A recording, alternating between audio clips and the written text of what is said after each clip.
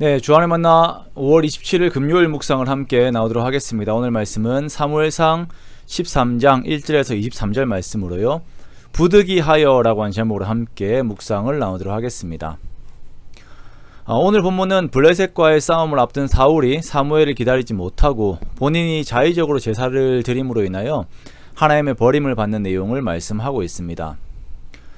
왕을 요구하는 이스라엘 백성들에게 하나님께서 반복하여 말씀하시는 것은 이스라엘의 왕은 하나님이시고 왕과 이스라엘 백성 모두가 하나님의 말씀 아래에 있으면서 그 말씀에 순종해야 한다라는 것입니다.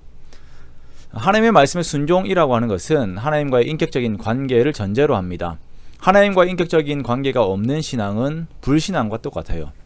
자, 그러나 이러한 그 자신의 신앙에 대해서 스스로는 잘 모르죠. 그러면 언제 이런 것이 밝혀지게 되는가? 위기가 주어졌을 때, 그때 하나님 앞에서 어떻게 행동하는가의 여부로 자신의 신앙을 볼 수가 있는 것입니다. 사울의 신앙은 하나님과 인격적이라기보다는 어쩌면 미신적이고 일반 종교의 성격을 지니고 있는 것을 이 상황을 통하여서 우리가 보게 됩니다. 사울이 왕이 된 지 2년이 되었을 때에 이스라엘 사람 3,000명을 모아서 블레셋 사람의 수비대를 치게 됩니다. 자, 이것으로 이스라엘과 블레셋과의 전쟁의 규모가 상당히 커지게 돼요. 그런데 막상 전쟁을 하려고 보니까 블레셋의 전력이 상당한 것입니다. 블레셋의 병거가 3만이고 마병이 6,000명이고 백성들은 해변의 모래와 같이 많아요. 자, 이러한 블레셋의 대군을 본 이스라엘 사람들은 그 마음에 어떤 위급함을 느끼고 절박하여서 굴과 수풀과 바위 틈과 은밀한 곳과 웅덩이에 숨습니다. 7절에 보니까 사울을 따르는 모든 백성들이 떨었다라고 말씀하고 있지요. 자, 사울의 입장을 보겠습니다. 이제 전쟁을 해야 합니다. 어떻게 돌이킬 수도 없는 상황이에요. 괜히 3,000명을 모아서 이렇게 블레셋 수비대를 쳤나라고 하는 생각이 들만한 그런 상황이죠. 사기가 바닥을 치고 있습니다. 이대로 가다가는 나라가 망하게 생겼어요. 무언가를 해야 하는 그런 상황인 것입니다. 우리가 삶을 살다가 이렇게 사울의 입장이 될 때가 있습니다. 사면초가의 상황을 맞이하여서 무언가를 하기는 해야 하는 조급함이 우리의 마음에 밀려올 때가 있죠. 그러한 상황들은 우리들의 정신을 쪼우고 우리들의 감정을 쪼웁니다. 숨을 쉴 수가 없고 초조해져요. 이때 사람들이 조심해야 하는 것이 있는데요. 해결책이라고 생각하면서 보이는 그 신기루와 같은 가짜 해답을 우리가 조심해야 하는 것입니다. 목이 너무나도 마를 때 더러운 웅덩이에 있는 물을 마시면 절대 안 되는 것처럼 내가 아무리 초조한 상황이 온다고 하더라도 하나님의 말씀이 아닌 다른 것을 의지하여서 그것에 손을 대어서는 안 되는 것입니다. 군사들의 사기가 떨어지고 백성들은 두려움에 떨고 있는 상황에서 사울은 사무엘과 약속한 대로 7일을 기다립니다. 그런데 사무엘이 조금 늦어요. 그러자 백성들이 점점 또 사울에게서 흩어집니다. 이러한 상황에서 사울은 손대지 말아야 할 것에 손을 대어버립니다.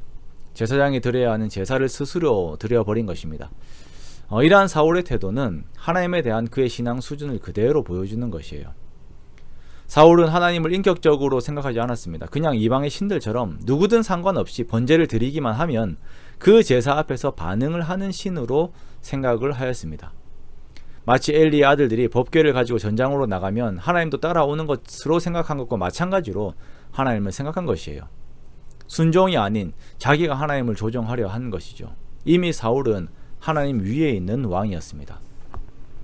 이렇게 사울이 번제 드리는 것을 마치자 사무엘이 도착을 하게 돼요. 사무엘이 사울에게 왕이 행한 것이 무엇이냐 묻자 사울의 반응은 자신들의 사정을 이렇게 이야기를 합니다. 자, 그리하여 부득이하여 번제를 드렸다라고 말해요. 죄를 지은 자들의 특징은 그 죄를 지음에 대한 인식이 있습니다. 그리고 그 앞에서 변명을 해요. 아담도 마찬가지입니다. 자신이 죄를 지었을 때 그 죄를 지음에 대한 원인을 여자에게 그리고 하나님에게 돌립니다. 사울 역시 죄를 짓습니다. 하나님 앞에서 월권을 합니다. 그리고 이게 죄라는 것을 알아요. 그러나 하나님의 말씀에 순종하는 것보다 내 사정이 더 우선적이라는 것입니다. 부득이하여 나는 틀리지 않았다라는 것이에요.